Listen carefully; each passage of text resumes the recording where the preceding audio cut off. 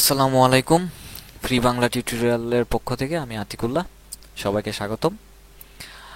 Membership তৈরি করার ক্ষেত্রে, লগ ইন লগ আউট পেজের ক্ষেত্রে বেসিক মেম্বারশিপ একটি ওয়েবসাইটের সম্বন্ধে আপনাদের কথা বলছিলাম। তো গত পর্বে আমরা লগ আউট পেজ পর্যন্ত কমপ্লিট করেছিলাম এবং আমরা বলেছিলাম যে এডিট ইনফো এবং এডিট পিকচার নিয়ে আজকে কথা বলবো। তো এখানে দেখুন যে এডিট ইনফোর এখানে আমার যে এডিট ইউর অ্যাকাউন্ট একটি নর্মাল একটি টেবিলের মাধ্যমে এই জিনিসগুলো তৈরি করা হয়েছে এবং এখানে যে কাজটি করা হয়েছে যে আমার এখানে এই ব্যাপারগুলো নিয়ে আমি কথা বলতে চাচ্ছি না, যে আমার এখানে শুধু নর্মাল কিছু এইচটিএমএল ইউজার দিয়ে এখানে ইউজ করা হয়েছে, এইচটিএমএল ফাইল দিয়ে, এবং এখানে আমার এই কান্ট্রিগুলা, স্টেট, ইকো, বায়ো এগুলো অ্যাড করা হয়েছে। তো আমার যে কাজগুলো, মেইন কাজগুলো, সেটি হচ্ছে যে আমার এখানে প্রথমে সেশন স্টার্ট করা হচ্ছে এবং আমাকে আগেই দেখে নেওয়া হচ্ছে যে আমার লগ ইন করা হয়েছে কিনা। কারণ আমার এই পেজে অ্যাক্সেস তখনই একটা ইউজার পাবে যখন সে তার অ্যাকাউন্টে লগ ইন করা থাকবে, না হলে নিশ্চয়ই সে এই পেজটি পাবে না। তো সেই জন্য আগেই আমাকে একটি সেশন তৈরি করতে হচ্ছে যে আমার ইউজার লগ ইন করেছে কিনা। যদি লগ ইন না করে থাকে তাহলে অটোমেটিক্যালি আমার এই পেজটি অটোমেটিক্যালি লগ ইন যে পেজটি রয়েছে, লগ ইন ডট পিএইচপি নামে যে পেজটি রয়েছে সেখানে চলে যাবে যে আমার, এবং বলবে যে please log in to access your account, যে তোমার অ্যাকাউন্টটা লগ ইন করার জন্য। তো এটা হচ্ছে আমাকে প্রথমেই এটি করতে হবে, চেক করতে হবে যে ইউজার লগ ইন করেছে কিনা। তারপর আমার ডাটাবেজের সাথে কানেক্ট করতে হবে। তারপর আবার আগের মতো আমার পোস্টগুলা কি কি আছে সেইগুলা ডাটাবেজের থেকে নিবে। এবং এখানে যেটা করতে হচ্ছে যে আমাকে একটি মাইস্কুল আরেকটি কোয়েরি চালাতে হচ্ছে, যে যেই কোয়েরির মাধ্যমে আমার ইউজার যখন একটি নতুন ডেটা অ্যাড অথবা এডিট অথবা রিমুভ করতে চাচ্ছে সে তখন আমার সেই ডেটাগুলো আপডেট করতে হবে। তো এখানে ওই মাইএসকিউএল কোয়েরি চালানোর মাধ্যমে এখানে আপডেট দেওয়া হচ্ছে যে আপডেট করো সেই ডাটাগুলো, যেই ডাটাগুলো এখানে ইউজার যে যে জিনিসগুলো করছে। তো এবং আপডেট যদি সাকসেসফুলি হয় তখন এখানে আমাকে দেখাবে যে your account info has been updated, visitor to your profile will now C the new info, যে এখন নতুন ইনফো দেখতে পারবে। এবং রিটার্ন টু ইউর, যে আমার এই এডিট পেজ যদি চলে আমি আবার মেম্বার পেজে চলে যেতে চাই, মেম্বার অ্যাকাউন্টের যে পেজটা সেটাতে এখানে ক্লিক করার জন্য একটি রাখা হয়েছে, অপশন রাখা হয়েছে। অথবা এই কাজটি যদি না হয় তখন স্বভাবতই যে আমাকে এইটি এক্সিট হয়ে যাবে। এবং এখানে আরেকটি যেটি করা হচ্ছে যে আমাকে আগেই চেক, মানে ডেটাগুলো এখানে তো আগেই থাকবে, তো সেই ডেটাগুলো কালেক্ট করার জন্যে আমার এখান থেকে সেই ডেটাগুলো কালেক্ট করা হচ্ছে, যে country, state, city, account type, bio, এগুলো এই ডেটাগুলো কালেক্ট করা হচ্ছে।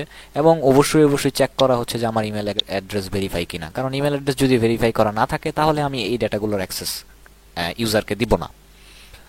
তো এই কাজটি এখানে করা হয়েছে এবং ঠিক এটির মতোই আমার এখানে যেটি করা হচ্ছে যে আগেরটি তো আমি একটি আমার ইনফোগুলো এডিট করেছি, এবার আমি যেটি করব যে এখানে আমি আমার প্রোফাইল পিকচার আপলোড করব। তো এখানে আমি প্রথমে একটি টেবিল তৈরি করেছি এবং টেবিলের ভেতরে নর্মাল এইচটিএমএল দিয়ে এই কাজগুলো করা হয়েছে।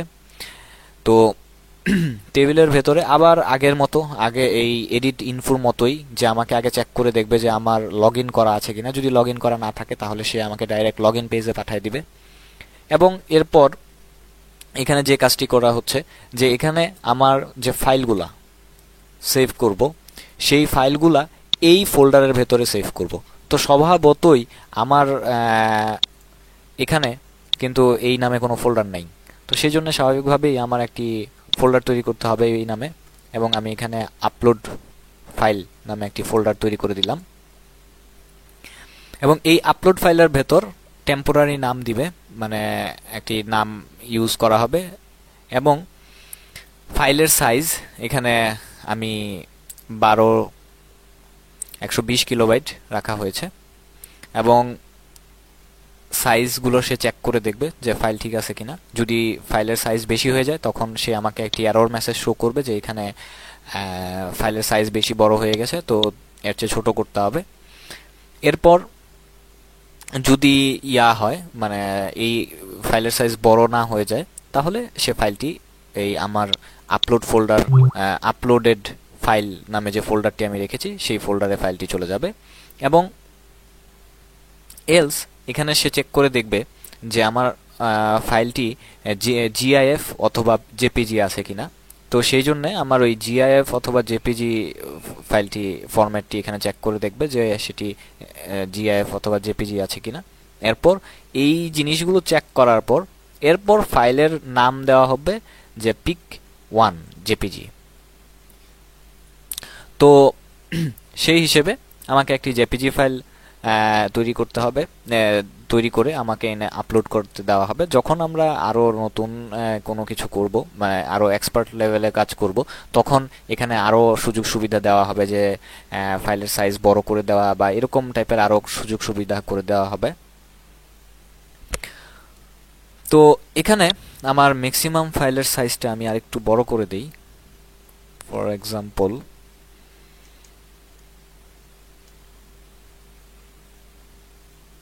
যাতে আমার আপাতত যেই ফাইলটি ইউজ করি সেই ফাইলটি যেন নিয়ে নেয়।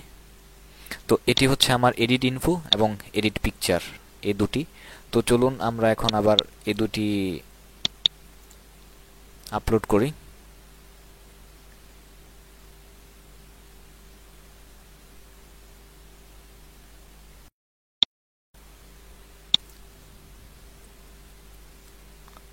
Edit info, edit picture. তো edit info, edit picture upload করা হয়ে গেছে। আমার সাইন ইন করতে হচ্ছে।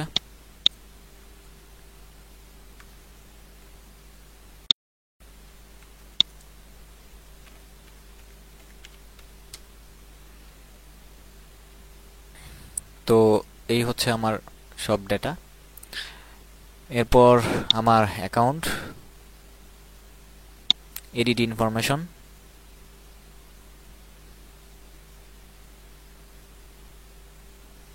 এখানে বাংলাদেশ, ঢাকা, ঢাকা।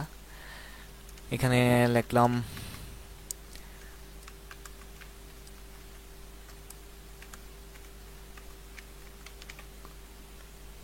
সাবমিট।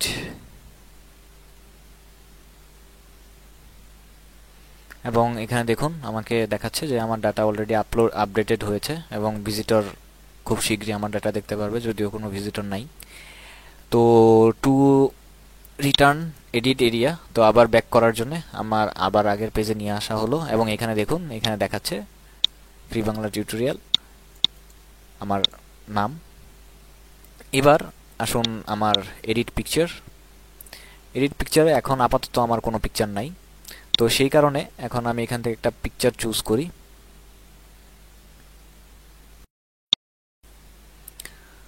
তো একটি পিকচার চুজ করা হলো এবং আমি আপলোড দেই।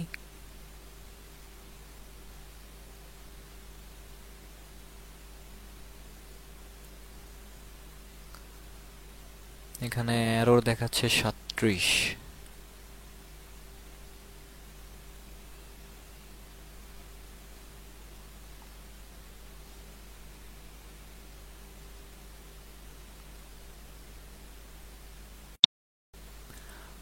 সরি, এখানে আসলে আমার এখানে move uploaded file member files.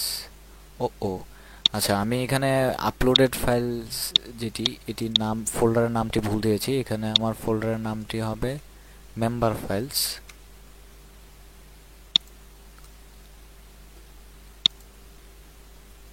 এবার চলুন দেখি আমার পিকচারটি আপলোড হয় কিনা, নাকি এখনো সমস্যা দেখায়। আপলোড।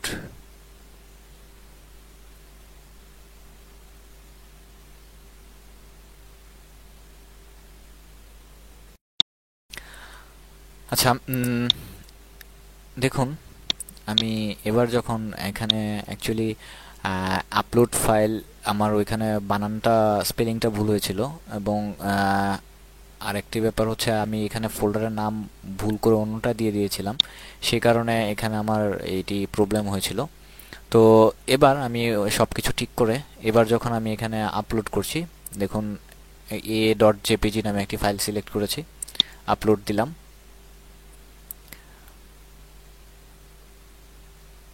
ওকে, তো আপলোড দেওয়ার পর এখানে দেখুন success, the image has been uploaded and will display to visitor, এবং ক্লিক হিয়ার, এবং এখানে দেখুন যে আমার ইমেজটি শো করছে। তো এইভাবে আমরা আমাদের টিউটোরিয়ালের একদম শেষ প্রান্তে চলে এসেছি। তো মনে হচ্ছে নিজেকে অনেক ভালোই পারি। তো যাই হোক, জাস্ট ফান।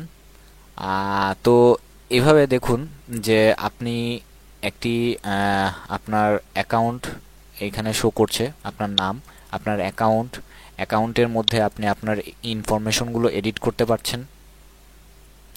আবার আপনি আপনার ইমেজ অ্যাড করতে পারছেন। ও আচ্ছা, ইমেজের ক্ষেত্রে আরেকটি কথা বলে নেই, যে এখানে যে দেখুন আমি যে মেম্বার ফাইলটি বানিয়েছি, এই মেম্বার ফাইলের ভেতরে দেখুন অটোমেটিক্যালি আমার এখানে মেম্বারের আইডিটি কিন্তু, যেমন এই আতিকের আইডিটি হচ্ছে কিন্তু 1, অটোমেটিক্যালি অটো ইনক্রিমেন্ট আমি দিয়েছিলাম, সেই কারণে 1। তো এই 1-এর ফলে এখানে 1 নামে একটি ফোল্ডার তৈরি হয়েছে, এবং এই 1 ফোল্ডারের ভেতর আমার এখানে এই ইমেজটি শো করছে।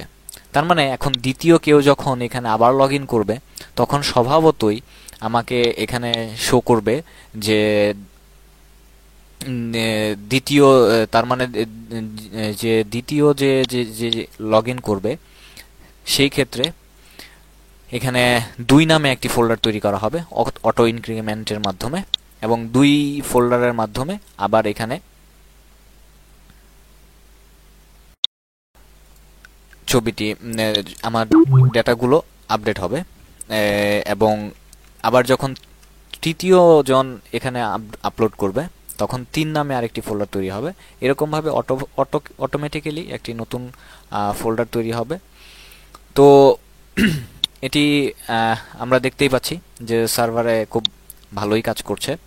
তো আশা করি আপনারা যদি এই কোডগুলো অ্যানালাইসিস করেন, এবং আমার কোডের মধ্যে যে কমেন্টগুলো দেওয়া আছে, যে কোন কোডটি আমি কোন কাজে ব্যবহার করেছি, সেগুলো যদি একটু মনোযোগ দিয়ে দেখেন, তাহলে আমার মনে হয় যে আপনাদের কোনো প্রবলেম হওয়ার কথা না। তো আজকে বন্ধুরা এই পর্যন্তই। পরবর্তীতে নতুন কোনো একটি টিউটোরিয়াল নিয়ে আপনাদের সামনে আবার হাজির হব। ধন্যবাদ।